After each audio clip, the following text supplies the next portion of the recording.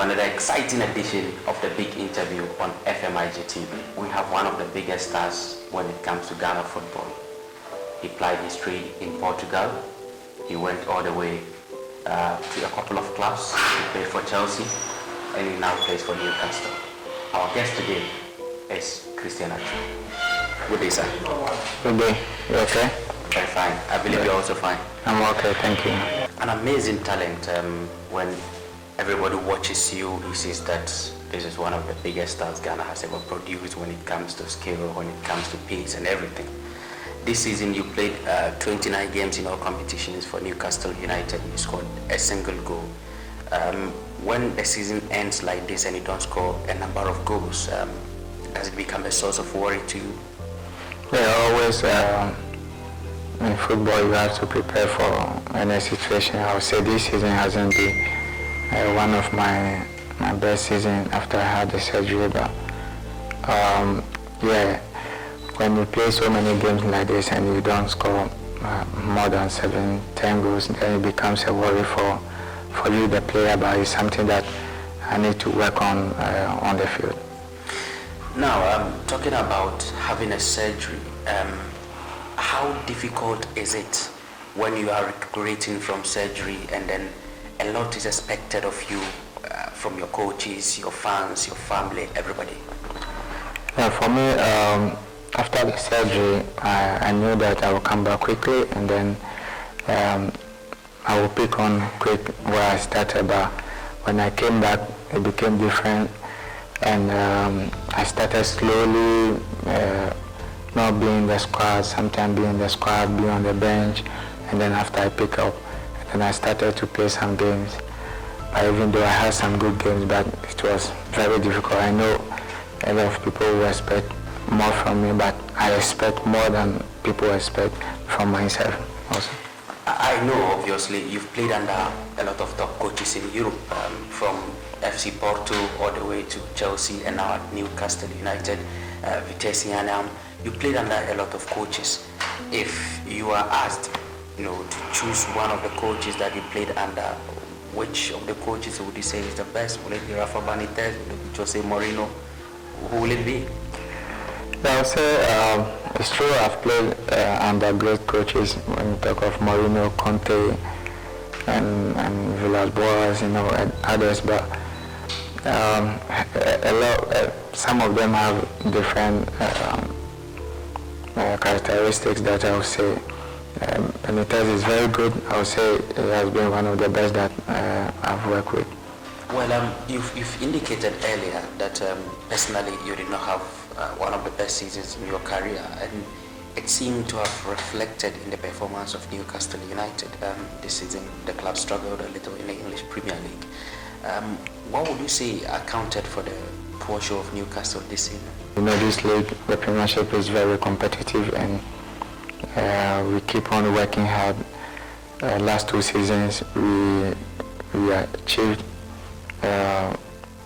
we were on the 10th position of the table, which was very good, a club coming from the Championship, and this season we wanted to be better than the season before, but it was hard. All the other teams were very competitive, and we keep working hard, and it was really difficult for us in the middle of the league, but getting to the end, we scored, we won some games. That helps us a lot, and then we came out from the relegation zone.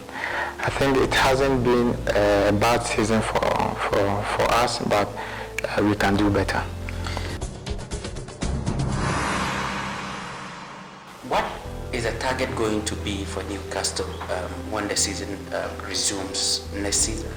Newcastle is a very big club. The fans are passionate about the club and about football, and so we know what we have to do. We have to move the team forward, work hard, and try to do everything to make the fans happy. I know when we can play maybe Europa League, there's a possibility, you never know. We just need to work hard and then try our best and get into Europe. What's the future like for you at Newcastle? Still, going to stay with them? We know obviously you have an offers. You may not be ready to mention names, But surely, with the kind of football that you play, the offers are coming. Are you staying with Newcastle, or what is it going to be like? I'm very happy at Newcastle, and I'm happy with the fans, especially with Benitez, the staff, and everybody at the club. For me, I would love to stay there as many years, but it will depend on me, my performance. You understand? I just need to do my work, do my job, and as many years as I want, I believe I can stay if I'm playing really good. Your move to Chelsea, a lot of people, honestly, were not convinced about your move to Chelsea. People felt that it was a club that could crumble your career. The pressure there was too high. A lot of people felt you should have stayed with FC Porto and achieve a lot of things with Porto. How will you describe the move to Chelsea, and did you feel bad at a point in time that you were not able to break into the mainstream? So I didn't regret moving to Chelsea. I would say it was one of the best moves that I made, because my dream was to play in the Premiership. I had the chance to play in a top club, and I went there. I was on loan, but it's difficult when you move on loan. But I would say it's all part of the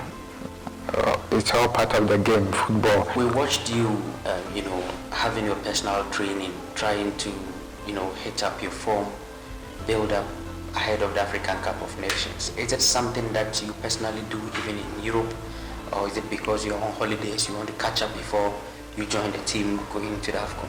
I train personally when I'm in Newcastle. Sometimes I train at home in my small garden, but this time we are going to AFCON, and when I came I rested like 6 days, and I cannot rest anymore because time is approaching, so I just need to go work hard and try to keep my fitness. If you are just connecting us, this is FMIG TV, and with us this afternoon is Christian Atsu, Newcastle United star.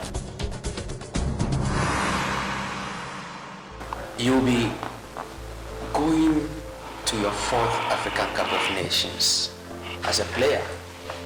What does that mean for you?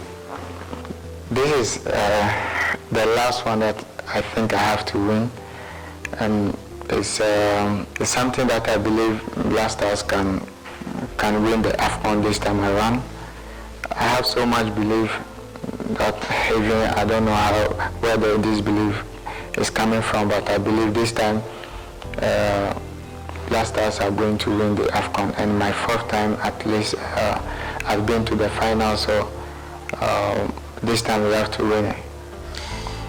There's been a lot of controversy, surrounding the Black Stars of late ahead of the AFCON, and a lot of people say that when there is trouble, there's always success at the end of the trouble or the challenge. You think that is what is making you very optimistic that Ghana can be able to win the AFCON this time around? No, for me, I don't care about the problems that Black Stars will have, or maybe something that the fans will be saying which is not true, you understand. My work is to go on the pitch, do my job, and with the players, we know we are united and we want to win the AFCON. And this time we need the fans, we need the journalists to stick with us. If they want the Black Stars to win, this is the time, because this generation, if we don't win, I'm telling you, it's not going to be easy. So we have to win something for Ghana. I would say this generation. We had Asian, Muntari, Asamoah Gyan, and Stephen Appiah. You see, these top players, they were playing top clubs and they couldn't win it. So you have to see how Ghana football is going.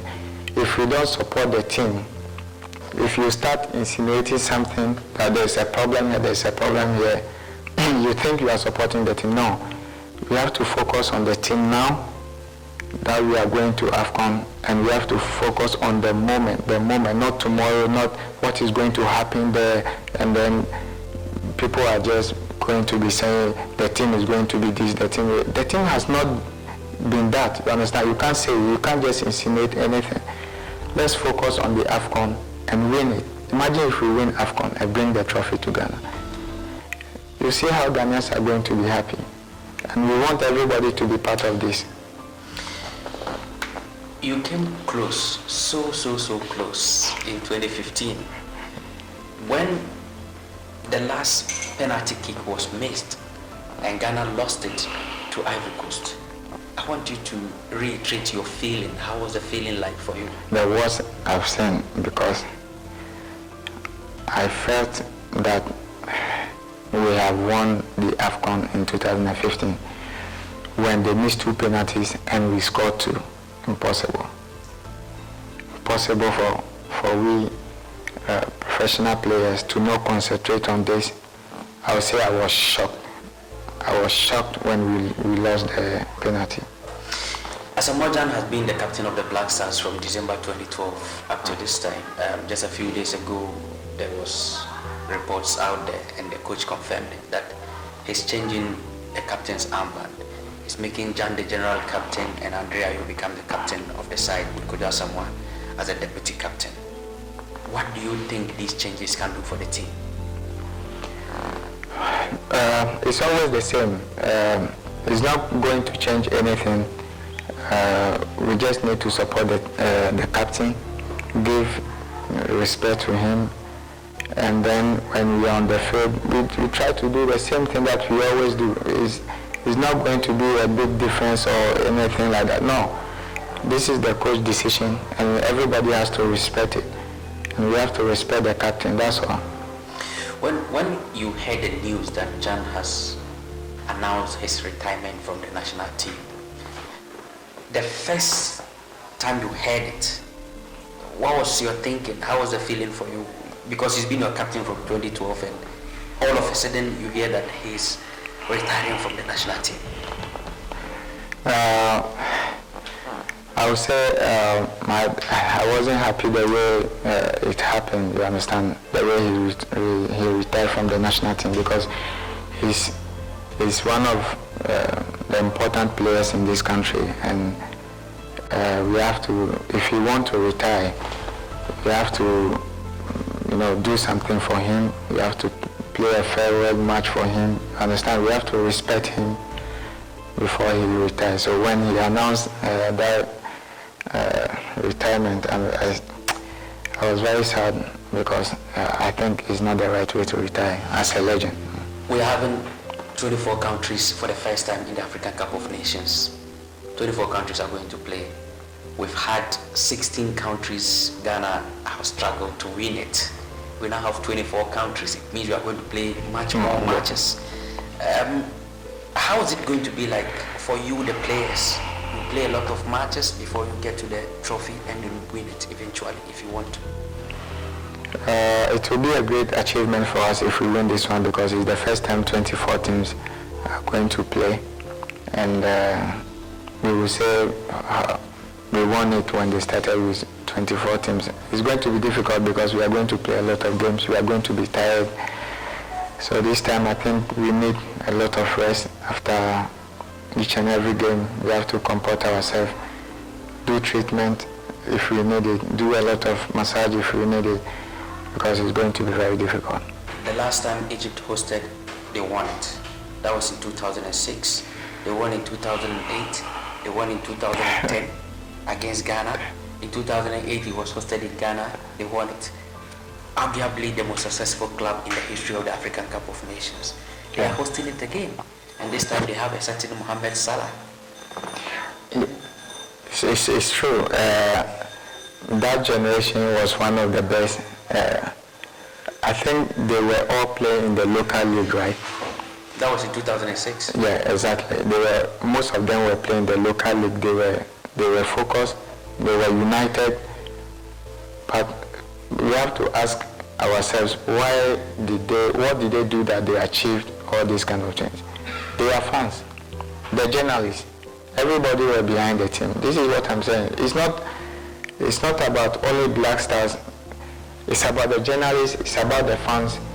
Fans will be dividing the team. Journalists will be dividing the team. They will be saying something that is not true.